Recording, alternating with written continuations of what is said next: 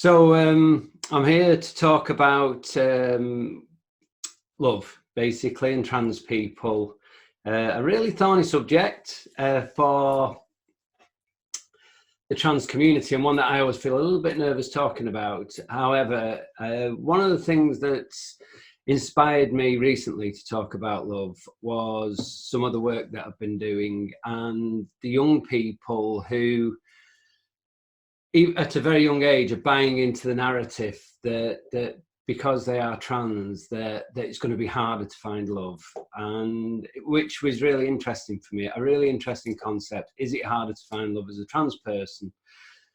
So I decided to just put, a tweet out one day, and I just put my story about how I found love and my experience. And interestingly enough, it was followed by a lot of really hopeful stories. There were one or two in there. Obviously, it touches people that have struggled with love, and especially trans people who feel very vulnerable. But overwhelmingly, the stories were all really positive about the different ways people found love, the different manners in which they came out to their loved ones. Some of them met after they'd transitioned, some came out years after they'd married. So I just thought it was a subject that I think is worth raising, and hopefully I'm not trying to change the narrative, but I do think it's important that young people, especially, as people know my passion's young people, that the young people start to grow up with a belief and hope that finding love is going to be just a natural part of their process and a natural part of growing up as any other person, and that they can find love. So yeah, I just wanted to talk about that. So my story quickly. You've got to put this into context. It was in a backdrop of where being gay was still illegal, or to have relationships, intimacy as two men was still illegal, and the entertainment industry, there was lots of caricatures of gay men, and so the idea of being trans when I was growing up, it just didn't register on the radar to people. Much as I was recognising my feelings and my behaviours, there's no way I was going to talk about this. So you can imagine, by the time I got to 15, and I met my girlfriend, and we were forming a relationship, the thought of coming out just didn't enter my head. And if I'm honest with you, the flourishes of young love just took the idea of being trans out of my head. So I was getting on with life. I was still expressing myself in private, still, would take every opportunity I could, but it just wasn't something I was thinking of as me. It was just something I did.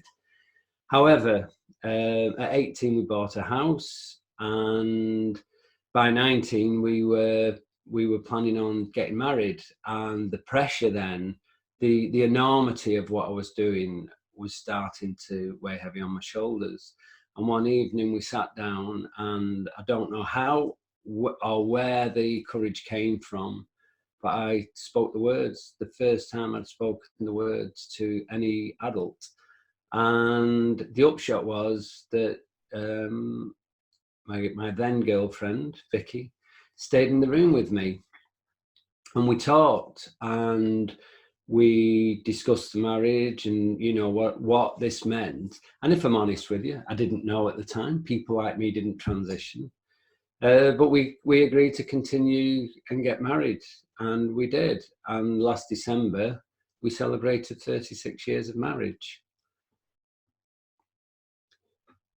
So the reality is, my experience is that as a trans person, that I found love. Not only did I find love, I found my life partner. And I feel really lucky that happened. And I just want to put something into context here. Many people find who they believe is their life partner, and for a million reasons, the relationship doesn't last for life. The feelings are real, they get married, they form a life, but then it breaks down. It happened to my parents. My parents separated after 17 years of marriage. Had nothing to do with trans. It happens. I think to suggest that relationships won't survive purely because of trans, I think isn't necessarily always the reason why a relationship would fold. I'm also going to just temper that with saying it could be. So I think the thing as a counsellor to understand when I'm working with people who are looking for love, trans people who are looking for love, I think the first thing that we all have to understand, all humans, a basic human need is to feel love, but to also feel loved. But the thing is, love takes many forms. So the love of a parent for the child, the love of a child for its parents, the love for your family, the love for your friends. Love is it's just something that's innate in all of us. But I think when that love goes deeper and we form a more intimate relationships, then it's still a basic human need. And trans people, as much as the rest of society, whatever your sexuality or orientation, we need love. And I think this notion that we're not going to find it, or it's going to be harder to find, I think is actually taking hope away. And personally, I'd rather hear positive stories about people who have found love and how they've made it work. Not because I want to say that it's going to be harder or to add to that narrative, but to say that actually finding love is hard. Whether it's trans or not, it's really difficult. If you were gambling on it, you could argue that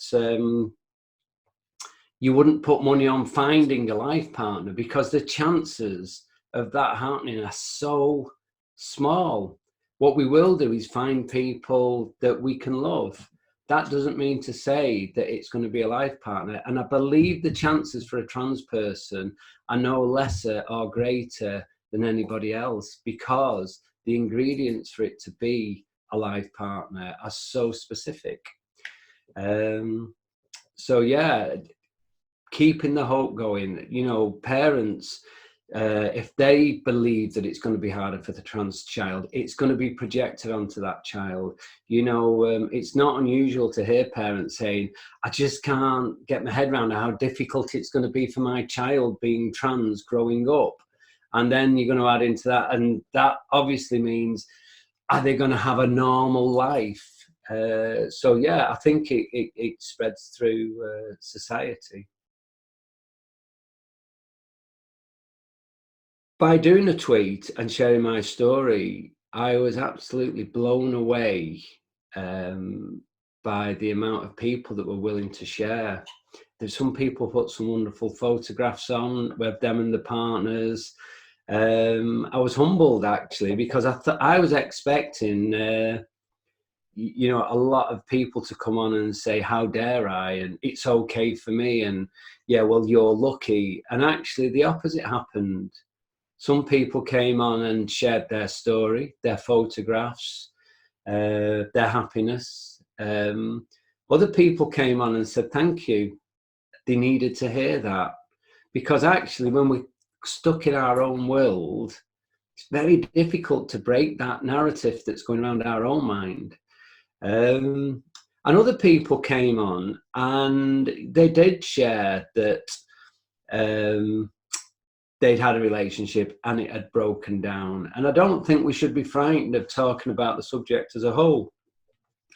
But overwhelmingly, the stories were really, really positive.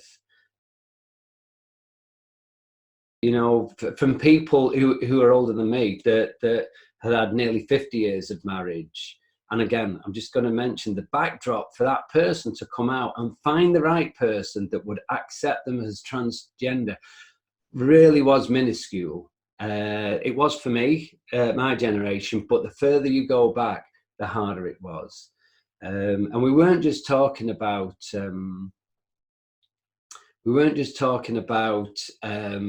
finding a partner then. You know, if you'd have come out in them days, you'd have lost your career, you'd have lost your life. You know, if you'd have got a profession, or certainly if you were down the pit, or I don't know why I thought about down the pit there. That was the most macho working class thing I could think of. But you know what I'm saying? It just wasn't that that recognised. But people still found life partners. It was still possible.